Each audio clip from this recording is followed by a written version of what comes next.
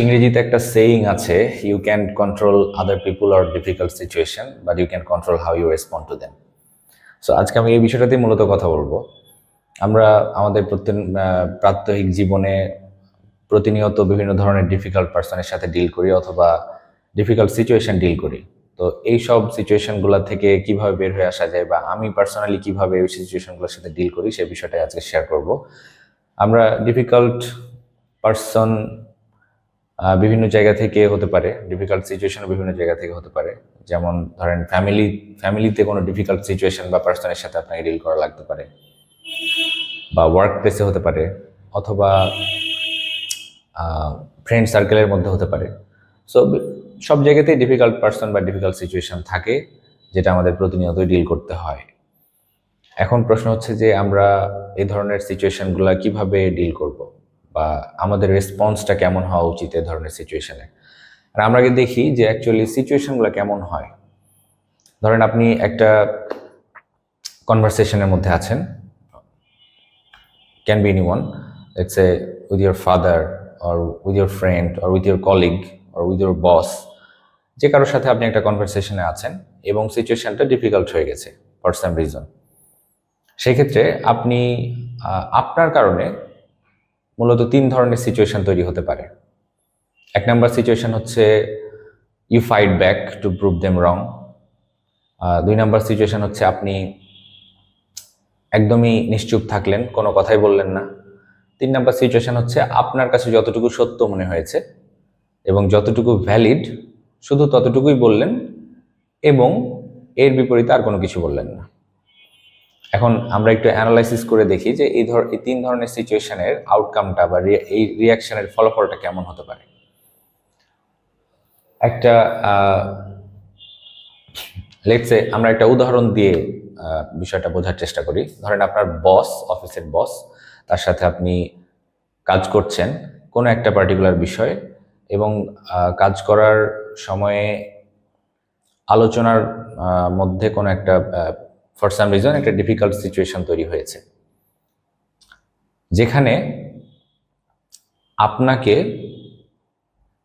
আপনার অবস্থানটা একটু নেগেটিভভাবে উপস্থাপিত হচ্ছে by someone or for some reason. তো সেই ক্ষেত্রে এটা অবশ্যই আপনার জন্য একটা ডিফিকাল্ট সিচুয়েশন। আপনি অবশ্যই চাইবেন না যে আপনার বসের কাছে আপনার ইমেজটা নষ্ট হোক, আপনি যেই ইমেজটা ধরে রাখেন সেটা নষ্ট হোক। এই ধরনের সিচুয়েশনে আপনি কি করবেন? প্রথম সিচুয়েশন যেটা আমরা বললাম সেটা হচ্ছে যে you fight back to prove them wrong. এটা সবসময় ফাইট ব্যাক করাটা আসলে অ্যান্সার না। কেন? It leads to bad things. সাধারণত যেটা হয় যে আপনি যদি ইনস্ট্যান্ট একটা সিচুয়েশন তৈরি হয়েছে, ডিফিকাল্ট সিচুয়েশন, এবং আপনি ওইটাতে ফাইট ব্যাক করছেন ইনস্ট্যান্ট, তখন এটা আরও খারাপ কিছু সূচনা তৈরি করবে। প্রথমত আপনার আরও নতুন কিছু শত্রু তৈরি হবে ওয়ার্ক প্লেসের মধ্যে, যদি সেটা বসের সাথে হয়ে থাকে। আপনার বসের কাছে আপনার ইমেজটা আপনি যেই কারণে ফাইট ব্যাক করলেন সেটার বিপরীতে আরও খারাপ হয়ে যাবে। So always fighting back to prove someone wrong is not an option. Number 2 ছিল আপনি একদম চুপ থাকলেন, কোনো ধরনের কোনো রিয়াকশন দিলেন না। এটাতেও একটা সমস্যা আছে। সমস্যাটা কি? আপনি যদি একদম চুপ থাকেন, it looks like that you are রং।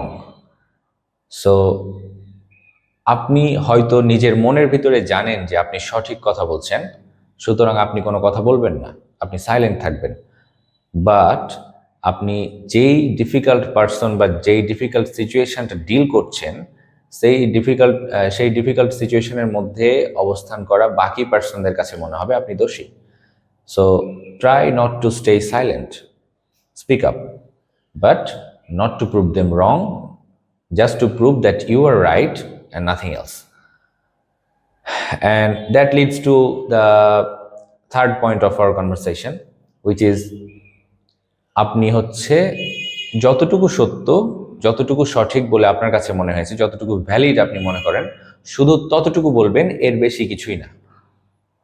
এটার ফলাফলটা যেটা হয় যে এটা কিছু এই এই ধরনের ডিফিকাল্ট সিচুয়েশনে বা ডিফিকাল্ট পার্সনের সাথে এভাবে ডিল করলে যেটা হয় যে ভবিষ্যতে আপনার কিছু ভবিষ্যতের জন্য কিছু অপরচুনিটির দ্বার খুলে যায়, কিছু দরজা খুলে যায়, যেটা দিয়ে আপনার ইমপ্রুভমেন্টের কিছু জায়গা তৈরি হয়। সেটা বোথ পার্টিজের ক্ষেত্রে। সেটা যদি আপনার বসের সাথে আপনি ডিল করেন এই ধরনের সিচুয়েশনে, তাহলে আপনি যদি যতটুকু ভ্যালিড ততটুকু বলেন, কোনো ধরনের কোনো ঝামেলার মধ্যে না যান, শুধুমাত্র ভ্যালিড পয়েন্টটুকু আপনি তুলে ধরেন, তাহলে যেটা হবে যে আপনিও একটা অবকাশ পাবেন যে অ্যাকচুয়ালি এই জায়গাটাকে আরেকটু কিভাবে ইমপ্রুভ করা যায়, এবং যে ডিফিকাল্ট পার্সনের সাথে আপনি ডিল করছেন সেও একটা অবকাশ পাবে ফিউচারে এই ধরনের বিষয়গুলো কিভাবে অ্যাভয়েড করা যায়। Always try to take the third process. মূলত এটাই আমরা সেটা এই আলোচনাটা আপনার এমন অনেক সময় হয় যে আমাদের পরিবারে আমাদের বাবার সাথে সন্তানের ডিসকাশন হয়, যে ডিসকাশনগুলো অনেক সময় অনেক ডিফিকাল্ট হয়ে যায়। আবার স্কুল বা কলেজ বা বিশ্ববিদ্যালয়ে শিক্ষকের সাথে আলাপ আলোচনা হয়, সেই আলাপ আলোচনাগুলো অনেক সময় ডিফিকাল্ট হয়ে যায়।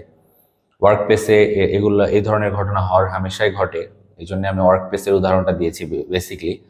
আর ফ্যামিলির ক্ষেত্রে ঘটনা ঘটে মূলত জীবনমুখী বিভিন্ন ধরনের সিচুয়েশনে। So try to stay calm, try to speak only the valid things, and